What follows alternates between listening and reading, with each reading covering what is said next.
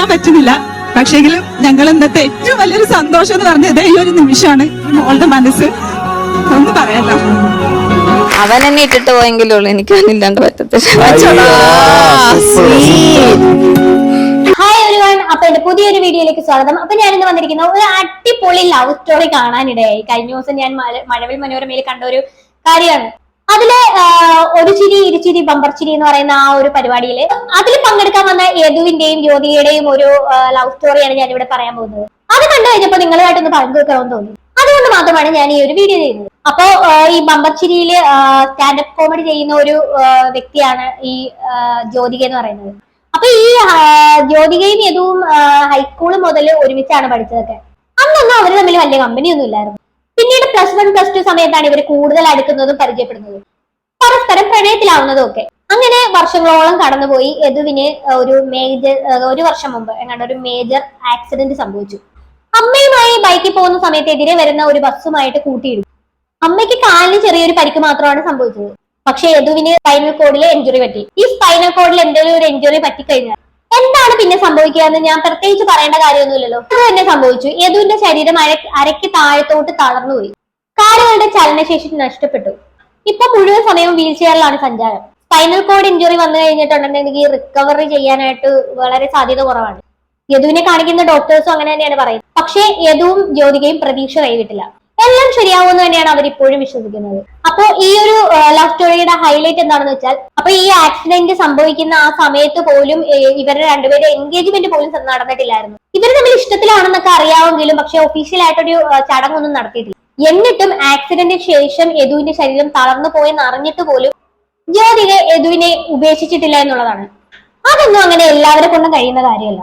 വിവാഹം കഴിഞ്ഞിട്ട് പോലും പാർട്ട്ണർക്ക് എന്തെങ്കിലും അസുഖം അല്ലെങ്കിൽ ഇതുപോലെയൊക്കെ വന്നു കഴിഞ്ഞാൽ ഉപേക്ഷിച്ചിട്ട് പോകുന്നവരാണ് മിക്കവരും. അങ്ങനെ എത്രയോ കണ്ടിട്ടുണ്ട്. അവിടെയാണ് ജ്യോതിക വേറിട്ട് നിൽക്കുന്നത്. ജ്യോതികയുടെയും യദുവിന്റെയും പ്രണയത്തിന്റെ തീവ്രത നമുക്ക് ഊഹിക്കാവുന്നതിലും അപ്പുറമാണ്. മാത്രവുമല്ല, ഈ ആക്സിഡന്റിന് മുന്നേ ജ്യോതികയുടെ വീട്ടുകാർക്കൊക്കെ ഈ ഒരു വിവാഹത്തോട് ഈ പ്രണയത്തോട് ഒക്കെ എതിർപ്പായിരുന്നു. എന്നാൽ ആക്സിഡന്റിന് ശേഷം യദു ഇങ്ങനെ ആയതിനു ശേഷം ജ്യോതികയെ എല്ലാവരും സപ്പോർട്ട് ചെയ്തു. ജ്യോതിക ഒരിക്കലും യദുവിനെ ഉപേക്ഷിക്കാൻ തയ്യാറല്ലായിരുന്നു. വീട്ടുകാരുടെയും കൂടെ സപ്പോർട്ട് കിട്ടിയതോടെ യദുവിനെ അവൾ കൂടുതൽ ചേർത്ത് പിടിച്ചു. എന്തായാലും കഴിഞ്ഞ എപ്പിസോഡിൽ ഉണ്ടായിരുന്ന ജ്യോതികയുടെ പെർഫോമൻസ് കാണാൻ വേണ്ടിയിട്ട് അതും ഒരു ചിരി ഇരുചിരി ബമ്പർ ചിരിയിലെ എപ്പിസോഡ് കാണാൻ വേണ്ടിയിട്ട് നമ്മുടെ യദുവും വന്നിട്ടുണ്ടായിരുന്നു. അങ്ങനെയാണ് ജ്യോതികയുടെയും യദുവിന്റെയും ലവ് സ്റ്റോറിയെ കുറിച്ച് അറിയുന്നത് എല്ലാരും. നമുക്ക് എന്തായാലും യദു വന്ന എപ്പിസോഡിന്റെ കുറച്ച് ഭാഗങ്ങൾ കണ്ടു. ചേട്ടാ എന്ത് ചെയ്യുന്നു? ഹോസ്പിറ്റലിലായിരുന്നു. ഹോസ്പിറ്റലിൽ അനസ്തേഷ്യോളജിസ്റ്റ് ആയിരുന്നു. ഇപ്പൊ ഒന്നും ചെയ്യുന്നില്ല. ഇപ്പൊ ആക്സിഡന്റ് പറ്റിട്ടിരിക്കാം. കഴിഞ്ഞ വർഷം ഞാൻ വന്നപ്പോഴായിരുന്നു. ഇപ്പം ഒന്നും ചെയ്യുന്നില്ല വീട്ടിൽ. ആക്സിഡന്റ് ഒരു പ്രൈവറ്റ് ബസ് വന്ന് ഇടിച്ചതാ. എന്നിട്ട് സ്പൈനൽ കോഡ് ഇഞ്ചുറി പറ്റിയേക്കുക. സ്പൈനൽ കോഡ് ഇഞ്ചുറി പറ്റിയേക്കുക. അതിന്റെ ട്രീറ്റ്മെന്റിൽ വല്ലതാണോ? ട്രീറ്റ്മെന്റിലാണ്. നെഞ്ചിന് താഴോട്ട് പാരലൈസ്ഡാണ്. അപ്പൊ അവർ ജീവിച്ചു തുടങ്ങുന്നതിന് മുന്നേ തന്നെ വലിയൊരു ദുരന്തം അവരെ തേടി എത്തി എന്നുള്ളതാണ്. പക്ഷെ രണ്ടുപേരും തളർന്നിരിക്കാൻ തയ്യാറല്ല എന്നുള്ളതാണ് ഇവിടത്തെ ഒരു ഇത്. ശരിക്കും പറഞ്ഞാൽ നമ്മൾ പലരും തകർന്നു പോകുന്ന ഒരു സിറ്റുവേഷൻ തന്നെയാണിത്. ജീവിതം തന്നെ മടുത്തു പോകുന്ന അവസ്ഥയായിരിക്കും. ചിലപ്പോൾ ഇവരും അതുപോലെ ഒരു ഫേസിലൂടെ കടന്നു പോയിട്ടുണ്ടാവാം. പക്ഷെ രണ്ടുപേരും അവര് ഓവർകം ചെയ്തു എന്നുള്ളതാണ്. പരസ്പരം താങ്ങായും തണലായും അവരവരുടെ പ്രണയത്തിൽ ഉറച്ചു നിന്നു. ബാക്കി കേൾക്കാം. പറയാൻ പറ്റില്ല. അപ്പൊ നിങ്ങളുടെ പ്രണയമാണെന്നേ ഉള്ളൂ അതോ എൻഗേജ്മെന്റ് വെച്ചേക്കുവാ? ഈ ആക്സിഡന്റ് മുന്നേ വരെ അങ്ങനെ അത്ര സമ്മതിച്ചില്ല. പക്ഷെ ആക്സിഡന്റ് കഴിഞ്ഞതിന് ശേഷം വീട്ടുകാരൊക്കെ സമ്മതിച്ചു. ആക്സിഡന്റ് മുമ്പിൽ നിങ്ങളുടെ പ്രണയം സമ്മതിച്ചില്ല. ആക്സിഡന്റ് ഒക്കെ ഉണ്ടായിരുന്നു. പക്ഷെ ആക്സിഡന്റ് കഴിഞ്ഞു. അതൊരു അത്ഭുതം തന്നെയാണ്. യദുവിന് ആക്സിഡന്റ് ഉണ്ടാകുന്നതിന് മുന്നേ ഈ പ്രണയത്തിനും വിവാഹത്തിനും ഒന്നും വീട്ടുകാര് സമ്മതിച്ചില്ല. പക്ഷെ ആക്സിഡന്റ് സംഭവിച്ചു എന്ന് അറിഞ്ഞിട്ടും പിന്നെ യദുവിന്റെ അരയ്ക്ക് താഴത്തോട്ടുള്ള ചലനശേഷി നഷ്ടപ്പെട്ടു എന്ന് അറിഞ്ഞിട്ടും അതെല്ലാം മനസ്സിലാക്കിയിട്ട് പോലും ആ ബന്ധത്തിന് അവരുടെ വീട്ടുകാർ സമ്മതിച്ചു എന്ന് പറയുമ്പോൾ അവരോടൊരു എന്താണ് പറയുന്നത്, ഒരു വലിയൊരു അഭിമാനം തോന്നുന്നത്. ശരിക്കും സ്വന്തം മോൾക്ക് ഇങ്ങനെ ഒരു അവസ്ഥ വരുമ്പോ എങ്ങനെയെങ്കിലും ബ്രെയിൻ വാഷ് ചെയ്തിട്ട് ആ ബന്ധത്തിൽ നിന്ന് ഒഴിവാക്കാനാണ് മിക്ക മാതാപിതാക്കളും ചെയ്യുന്നത്. ഇവിടെയാണ് ജ്യോതികയുടെ മാതാപിതാക്കൾ വ്യത്യസ്തരാവുന്നത്. അവർ ഈ ലോകത്തിന് നൽകുന്ന സന്ദേശം എന്ന് പറയുന്നത് വളരെ വലുതാണ്. സത്യം പറഞ്ഞാൽ പറയാൻ വാക്കുകളില്ല. നമ്മുടെ സ്റ്റാൻഡപ്പ് ജഡ്ജി ഉണ്ടെന്ന് തോന്നുന്നു. ഇതെന്താ കാര്യം അറിഞ്ഞിട്ട് അതെന്താ സമ്മതിക്കേണ്ടിരുന്നു? അല്ല, ലവ് മാരേജ് ആണല്ലോ. അപ്പം ലവ് ആണല്ലോ. അച്ചാച്ചന് എന്തോ ഫസ്റ്റ് കുറച്ച് എന്തൊക്കെ എല്ലാ വീട്ടിലും കാണുമല്ലോ.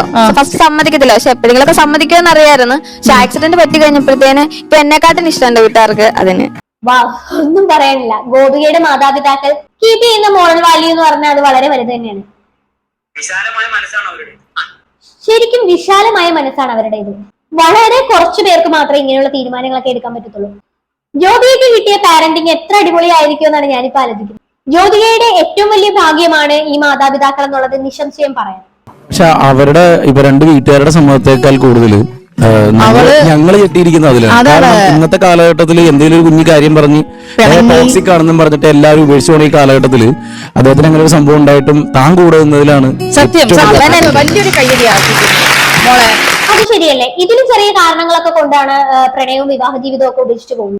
ചിലതൊക്കെ ജെനുവിൻ ആയിട്ടുള്ള കാര്യം കൊണ്ടാണ് അങ്ങനെയൊക്കെ സംഭവിക്കുന്നത്. ശരിക്കും പറഞ്ഞാൽ ചെറിയ എന്തോ ടോക്സിക് റിലേഷൻഷിപ്പിൽ കൂടെ ആൾക്കാർ ഇട്ടെറിഞ്ഞു പോകുന്നുണ്ടെന്ന് മറ്റേ പുള്ളിക്കാരൻ പറയുന്നുണ്ട്. പക്ഷെ അതിനകത്ത് എനിക്കൊരു യോജിപ്പില്ല. ജ്യോതികയുടെ സംഭവം ടോപ്പിക് ബിഹേവിയറിനെ കുറിച്ചും ഇതിൽ കൂട്ടിക്കൊടുക്കേണ്ട ആവശ്യമില്ലായിരുന്നു.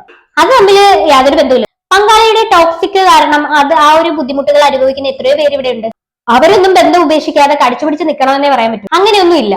ടോക്സിക് ക്യാരക്ടർ കാരണം ഇല്ലാതാവുന്ന ബന്ധങ്ങളെ കുറിച്ച് പറയാൻ വേണ്ടി ജ്യോതികയുടെയും യദുവിന്റെയും ലവ് സ്റ്റോറി ഉപയോഗിക്കുന്നത് ഒട്ടും ശരിയല്ല. എന്തായാലും ഇവിടെ അല്ലാതെ തന്നെ അവിഹിത ബന്ധങ്ങളും കാര്യങ്ങളൊക്കെയാണ്. സമ്പത്ത് കുറഞ്ഞു പോയതിന്റെ പേരിൽ, സൗന്ദര്യം കുറഞ്ഞതിന്റെ പേരിൽ ഒരുപാട് സംഭവങ്ങൾ ഇവിടെ നടക്കുന്നുണ്ട്. അവർക്കൊക്കെ ഒരു പാഠപുസ്തകം തന്നെയാണ് ജ്യോതികയുടെയും യദുവിന്റെയും ആ ഒരു ലവ് സ്റ്റോറി എന്ന് പറയുന്നത്. ബാക്കിയേക്കാം. അവൻ എന്നെ ഇട്ടിട്ട് പോയെങ്കിലുള്ളൂ എനിക്ക് ഇല്ലാണ്ട് പറ്റത്തില്ല. അതെ, ഇതൊക്കെ കേൾക്കുമ്പോഴാണ് മനസ്സിന് ഒരു കുളിർമയൊക്കെ വരുന്നത്. ജ്യോതികയെ പോലെ ഒരു പങ്കാളിയെ കിട്ടിയത് യദുവിന്റെ ഏറ്റവും വലിയ ഭാഗ്യമാണ്. ഇനി യദു വേദിയിലേക്ക് വന്ന് സംസാരിക്കുന്നുണ്ട്, അതും കൂടെ നമുക്കൊന്ന് കേട്ടു നോക്കാം. ഹലോ, എന്താ പേര്? പേര് യദു. യദു? യദു കൃഷ്ണ. ചെങ്ങന്നൂർ തന്നെയാണോ? ആ, ചെങ്ങന്നൂർ. ആണോ? നിങ്ങൾ എങ്ങനെയാ ആദ്യം കണ്ടേ? നിങ്ങള് പണ്ട് മുതൽ സ്കൂളിലാണ് പഠിച്ചത്. പക്ഷെ +2 കഴിഞ്ഞതിന് ശേഷം ഞങ്ങൾ കണ്ടിട്ടുള്ളൂ. 8ാം ക്ലാസ് മുതൽ സ്കൂളിലായിരുന്നു. +1 +2 ആണ് കണ്ടത്. Okay okay okay. എത്ര കൊല്ലം പ്രേമിച്ചു? 7 കൊല്ലം. കറക്റ്റ് എനിക്കറിയത്തില്ല. ശരിക്കും പറഞ്ഞാൽ ഇതൊക്കെ എന്ന് പറഞ്ഞാൽ പ്രണയത്തിന്റെ ശക്തി തന്നെയാണെന്ന് വേണം പറയാനായിട്ട്. എത്ര സന്തോഷമായിട്ടാണ് അവർ സംസാരിക്കുന്നത് നോക്കിയേ. ബാക്കി കൂടെ വേണം ചോദിക്കുന്നുണ്ടെന്ന് വിചാരിക്കരുത്. ഡോക്ടേഴ്സ് എന്താ പറയുന്നത്? അവര് ഇത് ഓക്കെ ആവുമെന്ന് പറയുന്നുണ്ടോ? എന്തെങ്കിലും അത് സ്പൈനൽ കോഡ് ഇഞ്ചുറി ആയതുകൊണ്ട് ഒന്നും ക്ലിയർ ആയിട്ട് പറയാൻ പറ്റത്തില്ല. നെർവ് ഡാമേജ് ആയതുകൊണ്ട് ചിലപ്പോ ശരിയാവും, ചിലപ്പോ ശരിയാവും. അതൊക്കെ ശരിയാവും. പോസിറ്റീവായിട്ട് ചിന്തിക്കണം. അതിനകത്തൊരു വലിയ ഘടകം എന്ന് പറയുന്നത് നിങ്ങൾ ഇത്രയും ആക്റ്റീവായിട്ടും പോസിറ്റീവായിട്ടും ഇതിനെ എടുക്കുന്നതുകൊണ്ട് തന്നെ ശരിയാവും. നമ്മളിതിൽ വളരെ ഡെസ്പായി പോയാൽ ചിലപ്പോൾ നമുക്ക് ആ പ്രതീക്ഷയൊക്കെ പോകാൻ ഹോപ്പ് എന്ന് പറയുന്ന ഒരു വലിയ കാര്യമാണ്. അതെ, ഒരിക്കലും പ്രതീക്ഷ കൈവിടരുത്.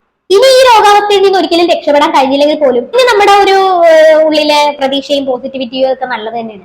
അല്ലെങ്കിൽ തന്നെ മനസ്സ് മരവിച്ചു പോകും. എന്തായാലും ഏതു ജ്യോതികയുടെ കൂടെ തന്നെയല്ലേ ഉള്ളത്. യാതൊരു പേടിയും വേണ്ട. ആ പുള്ളിക്കാരി നോക്കിക്കോളും എല്ലാം. സമൂഹത്തിന്റെ ഒരു വലിയ വിഷയം എന്ന് പറയുന്നത് ജനറലൈസ് ചെയ്യുന്നതാണ്.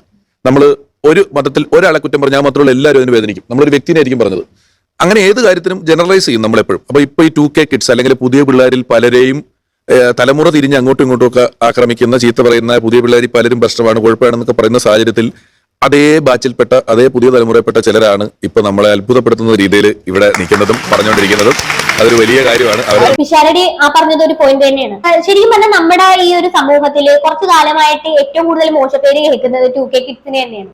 അതിന് അതിന്റേതായ കാരണങ്ങൾ ഉണ്ടെങ്കിൽ പോലും അതിനിടയിൽ കൂടി ജനറലൈസേഷൻ എന്ന പരിപാടി നല്ലോണം നടന്നിട്ടുണ്ട്. ഒരിക്കലും അംഗീകരിക്കാൻ കഴിയില്ല. ശരിക്കും പറഞ്ഞാൽ ഈയിടെയായിട്ട് കണ്ടുവരുന്നുണ്ട് 2K കിഡ്സ് എന്ന് പറയുന്ന ലഹരി ഉപയോഗിക്കും, പിന്നെ ഭയങ്കര ആക്രമകാരികളാണ്, അതാണ് ഇതാണ്, അവരെങ്ങനെ മൊത്തത്തിൽ അടിച്ചു താഴ്ത്തുന്ന ഒരു രീതി നമ്മളിപ്പോ കണ്ടുവരുന്നുണ്ട്. 2K ആയാലും 80s ആണെങ്കിലും 90s ആണെങ്കിലും എല്ലാവരും മനുഷ്യർ തന്നെയാണ്. കൂടുതൽ പുണ്യാളന്മാരായിട്ട് ആരും ഇല്ല ഇവിടെ. എല്ലാവർക്കും ആ കാലഘട്ടത്തിനനുസരിച്ചുള്ള പോസിറ്റീവും നെഗറ്റീവും. ഇവിടെ ജ്യോതികയും യദുവും 2K കിഡ്സ് ആണ്. പിഷാരടി പറയുന്ന പോലെ എല്ലാവരും കുറ്റപ്പെടുത്തുന്നത് 2K കിഡ്സിനെ തന്നെയാണ്. അപ്പോ പ്രണയത്തിന്റെ ഉന്നത മാതൃക തന്നെയാണ് ഇവർ. കൂടുതലൊന്നും ഞാൻ ഇവിടെ പറയുന്നില്ല. ഇത് കേട്ടിട്ട് എന്താണ് നിങ്ങൾക്ക് തോന്നുന്നതെന്ന് വെച്ചാൽ താഴെ കമന്റ് ബോക്സിൽ കമന്റ് ചെയ്യുക. അടുത്തൊരു വീഡിയോ കാണാം. അതുവരെ ബൈ ബൈ.